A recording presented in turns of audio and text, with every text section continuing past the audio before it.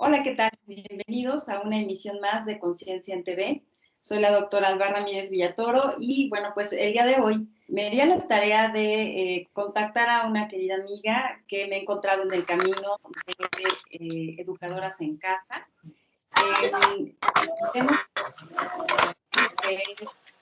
unos- algunos consejos, algunas reflexiones de lo que es convivir el día al día con los niños para quienes hemos decidido desescolarizar y no porque vayan a tomar esta opción, algunos sí, algunos no, pero evidentemente este periodo de contingencia nos ha planteado nuevos retos en cuanto a estar con los niños en el hogar. Muchos no sabemos qué hacer con ellos o no saben qué hacer con ellos porque han tenido poco contacto fuera de llevarlos y traerlos a la escuela, llevarlos al curso y regresar a hacer tarea y dormir. Y bueno, pues los papás se están enfrentando a tener que ser colaboradores para las tareas escolares o bien tener a los hijos mucho más tiempo en casa, de repente cómo distraerlos. Entonces, para platicar del asunto tenemos a Claudia Solano, les comentaba una amiga que me he encontrado en este camino, es una mamá homeschooler, educadora en casa desde hace 2 años, más o menos al mismo tiempo que tengo yo también haciendo esto, y ha logrado formar una comunidad de mamás educadoras en donde ha conocido muchas experiencias, muchas formas de llevar a cabo esta educación en casa. Y algo que me platicaba que lo más importante para ella y que ya retomaremos en la plática es el acercamiento emocional que tiene ahora con sus hijos, que es parte de las grandes oportunidades que tenemos con este periodo de contingencia con nuestros hijos, independientemente de que vayan o no a la escuela después. Entonces, este programa es Tips para Educar en Casa y cuéntame, Claudia, ¿qué le dirías a los papás que están incursionando en esto de educar en casa? Que a lo mejor no fue algo voluntario, pero que en este momento se está dando.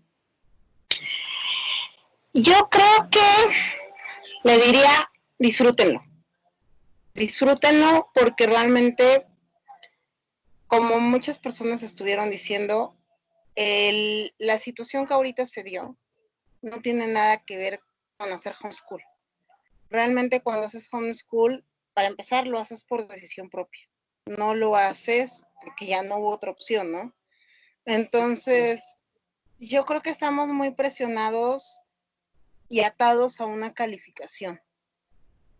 Como papás y a final de cuentas como hijos que fuimos en algún momento, todos crecimos bajo el 8, el 9 y ya del 7 para abajo ya olvídalo, ¿no? Ya no nos funcionaba para nada. Entonces veo a muchos papás muy presionados porque entreguen tareas, porque no bajan el promedio, porque no se pierde el ciclo, pero no estamos viendo la parte emocional de los niños, la parte de estoy encerrado de pronto con alguien que no veía más que como lo dijiste tú, para que me llevara a los cursos, me bañara y me durmiera. Entonces, sí veo que está haciendo un descontrol emocional muy fuerte hacia los niños, muy, muy, muy fuerte. Y hacia los papás, olvídalo, pues estamos peor. Así es, y fíjate que es muy frecuente que no tomemos en cuenta que los niños resienten el hecho de no ir a la escuela, pero yo no creo que tanto porque extrañen los cuadernos y los libros, algunos sí, me imagino que hay de todo, pero lo que extrañan es una dinámica que dejaron de tener y que se empieza a convertir también un poco conflictiva en casa para muchas familias. Pues yo Porque creo no que es también como tú lo mencionaste, no es un... esta parte de actividad física, esta parte de salir, moverme, y muchas veces lo primero que haces en la casa, y apenas escuchaba también en una conferencia, es el siéntate, no te muevas, no agarres, no toques, vas a romper, no ensucies, recoge aquí, recoge acá. Realmente ayer leía de una persona, es que mi hijo padece de ansiedad y se muerde las uñas y ahora ya se truena los dedos y todo es culpa de los videojuegos. Y dices, no, no es cierto, no es cierto. Yo creo que realmente tú como papá, ¿qué ejemplo estás dando de ansiedad? ¿Tú cómo estás enseñando a vivir?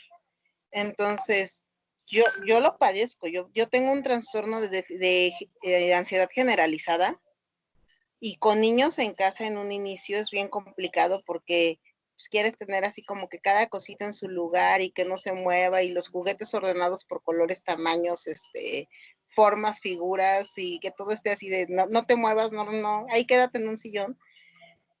Pero el mundo de las escuelas es bien diferente. O sea, simplemente el niño ya se está correteando en la ceremonia, se sale al baño a distraer, ya se perdió platicando con el amiguito del otro salón y de repente lo encerraste a no hagas nada.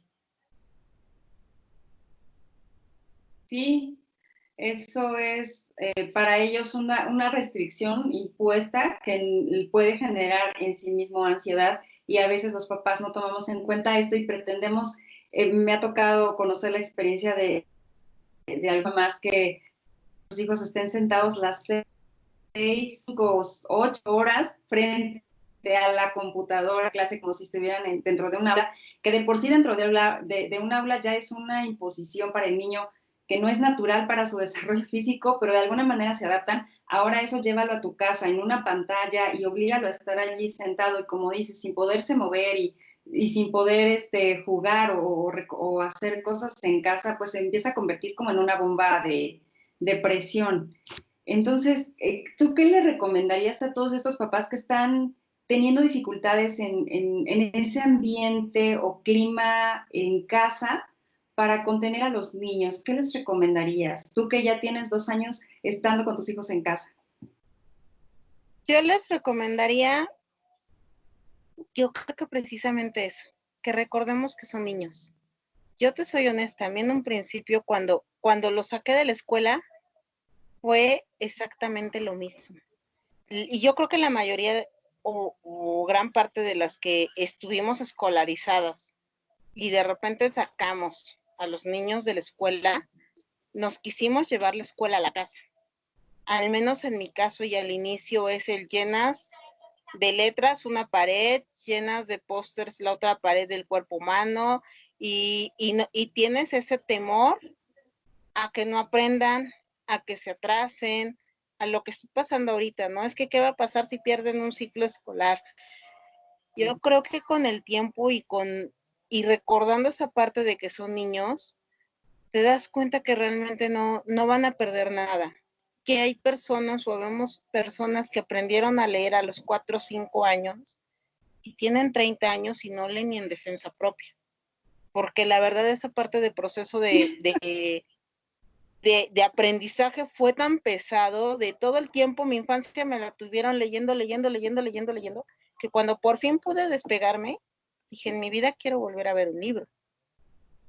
Entonces, hay niños que tú los pasas de una escuela de gobierno a una de particular con un nivel de inglés altísimo, y si realmente les apasiona, se van a poner al nivel de los que ya estaban, y muchas veces hasta los van a superar, ¿no?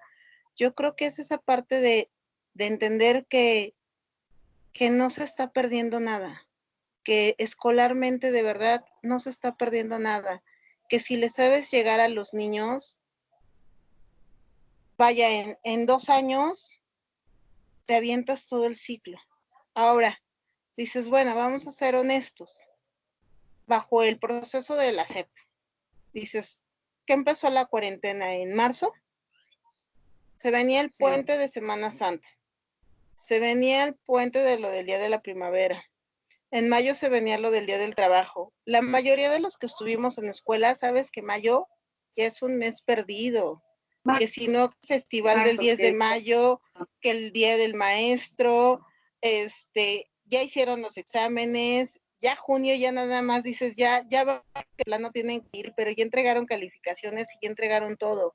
Entonces, si estando adentro y estando en clases normales, ¿estás consciente de eso? ¿Por qué te estás pensando estando afuera? Si a final de cuentas lo que van a aprender lo van a recuperar en agosto, que empieza el siguiente ciclo, en septiembre, realmente las maestras tienen las armas para poner al corriente a los niños. Entonces, oye, yo creo que es esa parte. Claro, es muy valioso porque es también darle el reconocimiento al maestro de que tiene las herramientas para poder apoyar a los niños en lo que necesiten saber o aprender en su momento. Y de repente como papás sí abusamos de este estrés de de qué van a hacer si pierden el ciclo escolar, como lo dijiste, todas estas preocupaciones y qué tal que no quiere hacer bien la tarea en la casa o son demasiadas horas allí sentado, qué voy a hacer si no lo logra, si no acaba toda la guía, si no acaba todos los ejercicios o las carpetas, cuando no es necesario. Y como tú dices, siendo honestos, realmente tampoco estaban pegados a un libro en la escuela todo mayo, ni Exacto. antes, ¿no? No, ni Está antes. en algunos programas escolares hasta se ven a veces los sacrificios porque ya hubo el paro, porque ya se fue de vacaciones la maestra y se repone. Los niños son muy, ¿cómo te diré? Muy, en ese Absorben sentido, todo. exacto, aprenden bien cuando se tiene la sensibilidad para enseñarles, que Y es algo aparte yo que creo todos aprenden. que esa es la otra que no vemos, ¿no? Que te dicen que lo que más te grabas y lo que más, más absorbes escolarmente es porque estabas en un estado de tranquilidad. Lo que más te generó emoción, este gusto, es lo que más aprendiste. En mi caso, por ejemplo, a mí como persona, a mí me cuestan muchísimo trabajo y siempre me costaron muchísimo trabajo las fracciones. Entonces, no importaba cuántas veces gritara mi mamá, mi papá y quien tú quisieras, al día de hoy, como adulto, te puedo decir, el día que me tocó ver fracciones dije, si me salto esa parte y nunca en la vida se los enseño, ¿no? Entonces, sí es complicado quedarte con esa sensación de tengo que ver este tema, tengo que tocar este cuaderno, ya tengo que pararme a estudiar, en lugar de pararte y disfrutar algo que pues a final de cuentas, por si no estamos acostumbrados a no salir, no estamos acostumbrados a un encierro, te va a generar tensión, porque a final de cuentas también los seres humanos somos bien contrarios. Estamos yendo y viniendo todos los días a clases, escuelas, cursos, y lo primero que decimos es cómo quisiera quedarme una semana a descansar en mi casa, Sí. sin salir y sin ver a nadie. La verdad, la mayoría de nosotros lo hemos dicho. Y en el momento que te dijeron, bueno, quédate 15 días en tu casa a descansar y quédate con tus hijos, en ese momento todos dijimos, pero es que queremos salir. Es que, ¿qué vamos a hacer sin salir?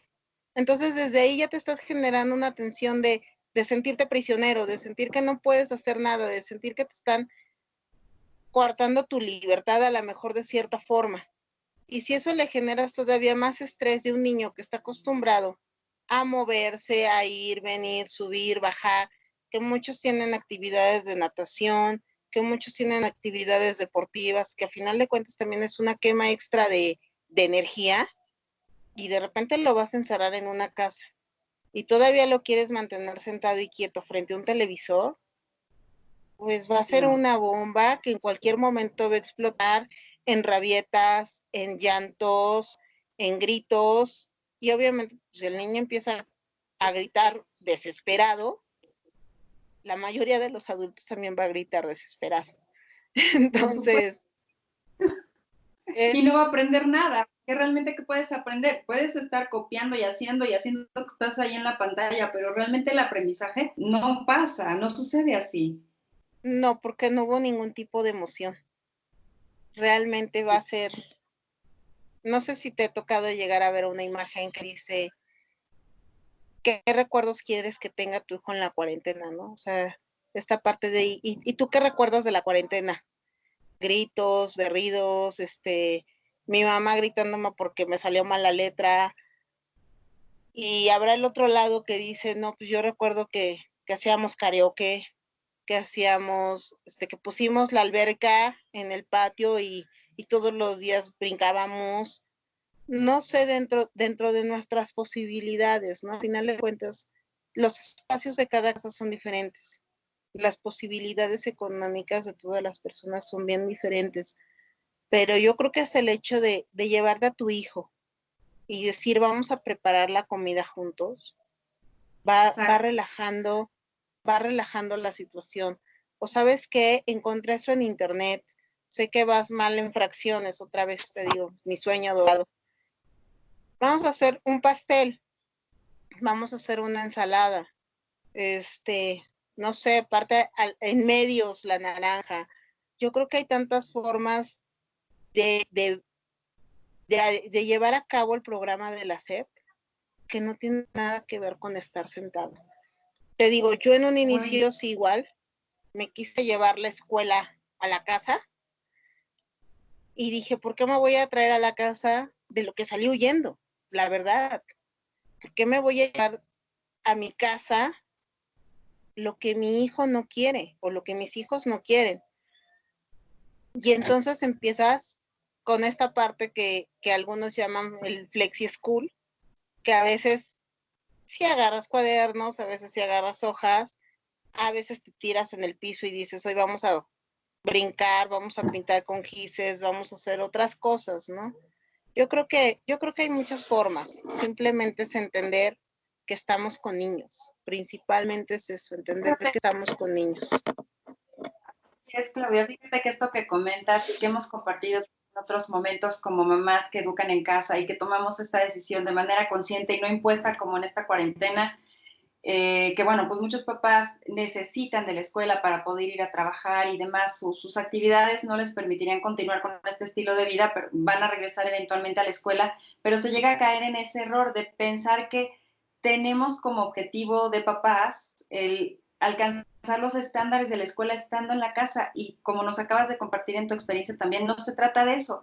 De ninguna manera vamos a replicar la escuela en la casa porque es una locura y solo nos llena de frustración. Lo que sí podemos es aprovechar lo que tenemos en casa, como tú dices, cada quien con sus recursos económicos, no sé, de los objetos que tenemos, de las experiencias que tenemos. Y fíjate que tú y yo hemos llegado muchas veces en estas pláticas a una conclusión bien importante que yo acabo de escuchar de una entrevista que le hicieron a Francesco Tonucci, que es un gran pedagogo reconocido italiano, que dice que, bueno, que duda de la función de la escuela como un medio de aprendizaje.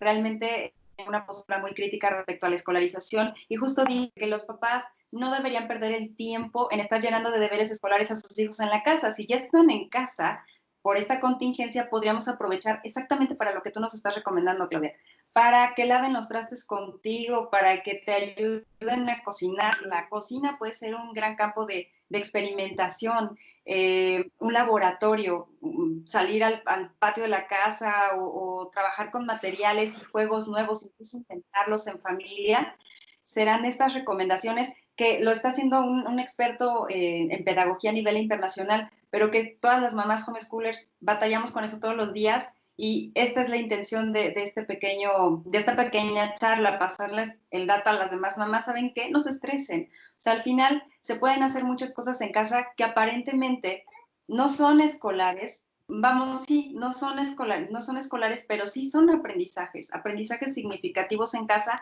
como tú dices, dejándole un recuerdo realmente positivo a los niños, que aprendieron a convivir, a cooperar, a relajarse, no sé, muchos otros aprendizajes. ¿Tú qué opinas? Simplemente yo creo que aprendes hábitos que realmente van a marcar tu vida. Simplemente el hecho de que te levantes y vayas, no sé, la forma en la que tú los quieras despertar, ¿no? Habrá quien nos despierte con música instrumental, habrá quien nos despierte haciéndoles cosquillas, no sé, ¿no? Pero el hecho de levantarte y enseñarle a tender la cama, enseñarle a recoger su ropa, enseñarle a recoger sus juguetes. Hay quien te dice, es que mi hijo tiene pésima letra, libros y libros y libros de grafomotricidad, que antes era caligrafía. Y tú dices, bueno, pues resulta que también aprender a picar verdura te da buena letra. O sea, toda esta parte de claro, la motricidad, y no estás sentado haciendo los típicos gusanitos que a nosotros nos ponían a hacer, ¿no? A lo mejor te estás haciendo una ensalada de frutas y estás feliz porque te vas a comer una ensalada de frutas, pero estás practicando también esta parte de motricidad fina, motricidad gruesa.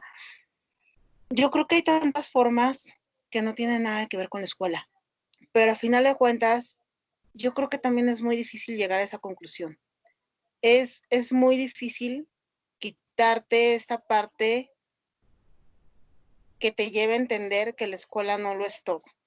Realmente hay grandes de esta parte de la desestatización.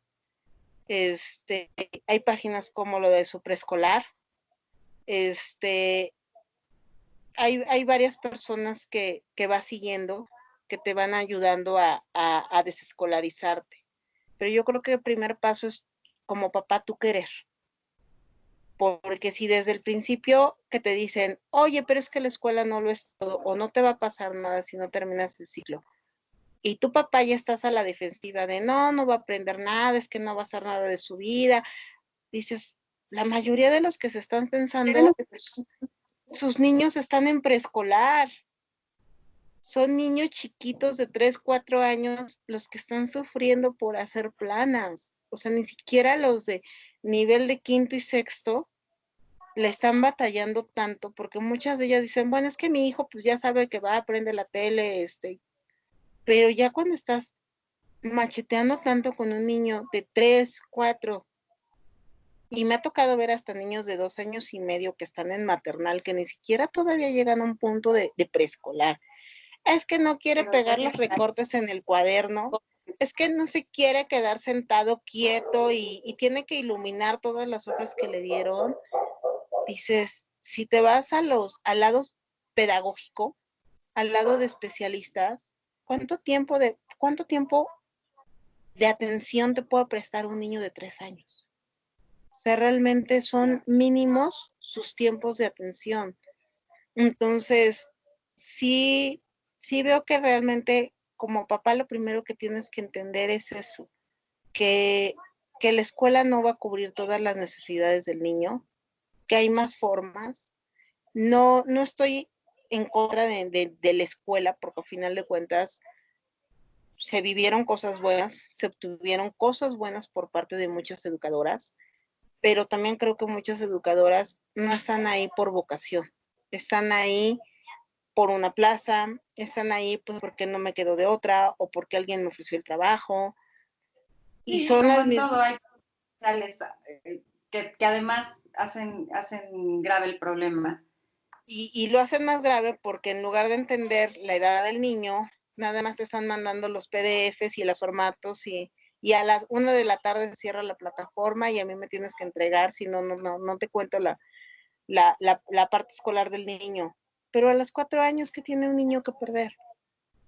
Que no cursaste el preescolar, o sea, a nivel curricular, no te va a afectar.